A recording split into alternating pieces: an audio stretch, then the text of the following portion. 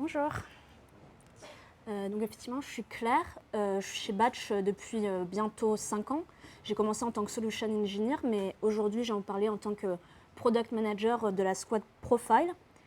Et effectivement, le virage omnichannel présenté par Hervé, ça a été un défi de taille peut-être particulièrement pour mon équipe, parce qu'on avait un modèle de données finalement qui était spécialisé pour représenter très bien les utilisateurs mobiles, avec une séparation très nette entre des utilisateurs Android, iOS, un peu plus tard le web.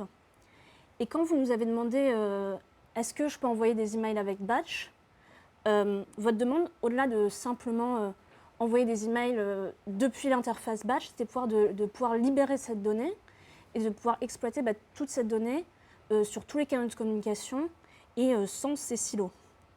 Donc on n'a pas voulu simplement créer un produit email en marge de Batch ou continuer à empiler les canaux, mais on en a profité pour revoir notre modèle de données et casser ces silos de données.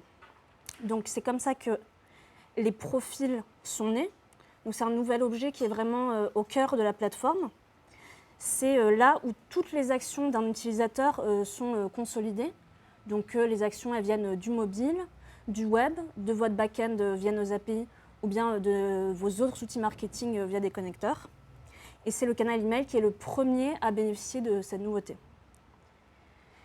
Et donc ces profils, on les a construits avec les mêmes exigences de plateforme que vous connaissez et dont Hervé a déjà parlé. Donc principalement gérer la donnée en temps réel et sur des très grands volumes. Donc ça de la collecte à l'activation en passant par la réconciliation, l'ingestion, etc. Donc ce que ça permet concrètement pour vous, c'est de suivre des parcours utilisateurs complexes et multitouch.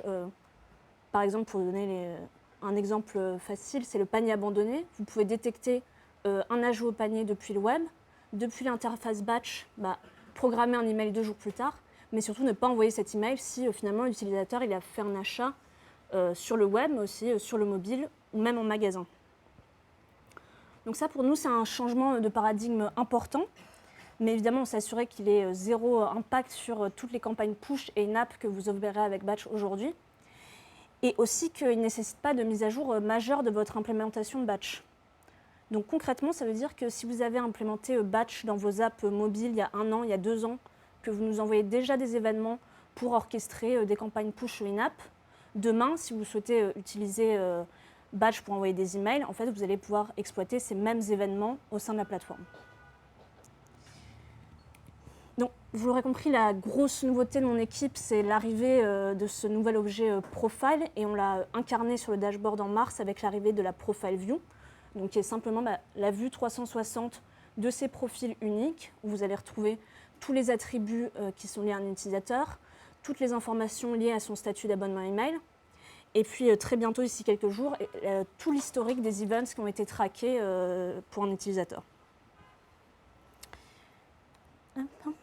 Et le but de réconcilier toutes ces données, c'est pas seulement de les mettre sur une page et qu'on puisse la regarder, c'est aussi de la mettre au service de use case email.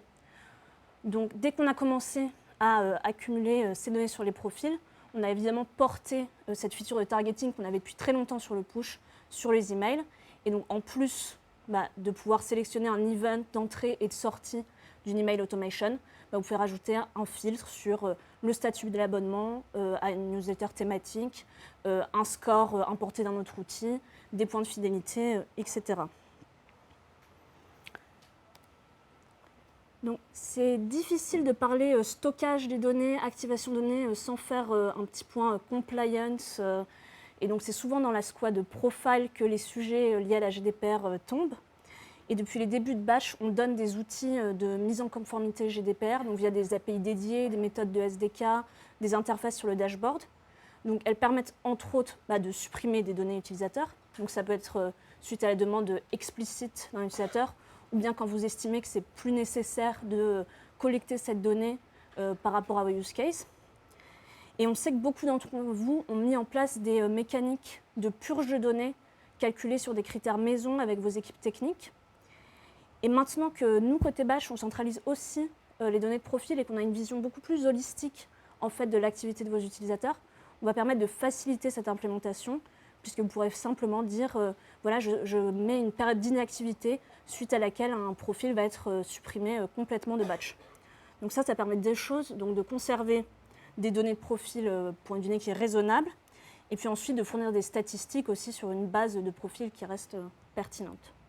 On gère aussi des problématiques transverses au sein des squads. Il y a des demandes que vous faites qui ne tombent pas évidemment ou bien dans ma squad, ou bien dans celle de Michael, ou bien d'Elisa. Dans ce cas-là, on se répartit un peu les sujets. Et vous me demandez depuis très très longtemps le support du SSO. Et donc ça, on l'a mis en production hier. Maintenant, vous pourrez gérer toutes les identités de vos collaborateurs via votre Identity Provider.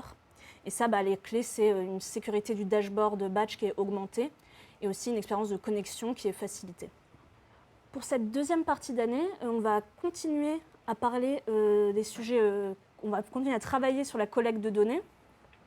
Aujourd'hui, si vous souhaitez mettre à jour des données sur iOS, Android et le web, ce qu'on vous demande, c'est de faire 3 calls API sur chacune des plateformes. Donc ça, vous nous avez dit que c'était pas très intuitif et que même pire, ça pouvait être source d'erreur. Donc là, on est en train de travailler à une profile API unifiée qui vous permettra en un seul call de mettre à jour toutes les données d'un utilisateur partout. Et au-delà d'améliorer l'expérience développeur, qui est très importante dans la squad profil, puisque vous avez vu qu'on travaille beaucoup sur les modes de collecte de données, ça va aussi ouvrir des use cases marketing, puisqu'elle va permettre, cette nouvelle API, elle va aussi permettre de remonter des nouveaux types de données. Et là, je pense notamment à des objets type panier multiproduit, et c'est Elisa qui parlera un petit peu plus tard des use cases liés à ça.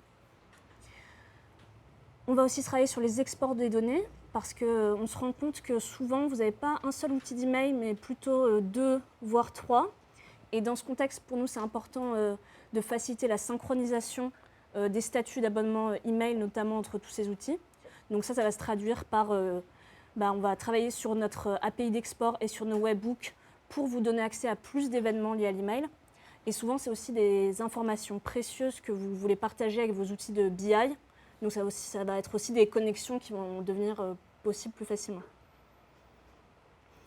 Et enfin, sur les sujets analyse de données, visualisation des données, la profile view dont j'ai parlé un peu plus tôt, qui est à la fois utile aux équipes techniques pendant l'implémentation, pour les sujets qualité de données, et pour l'équipe marketing pendant le run, plutôt pour des sujets debug, support. On va la faire évoluer régulièrement et certainement du coup ajouter un historique sur la base de l'engagement, donc concrètement une liste sur les messages reçus, les messages cliqués et ces autres actions. On va aussi profiter de cette base de profil omnichannel pour vous donner accès à plus de statistiques agrégées, par exemple l'évolution du taux d'embasement email au fil du temps.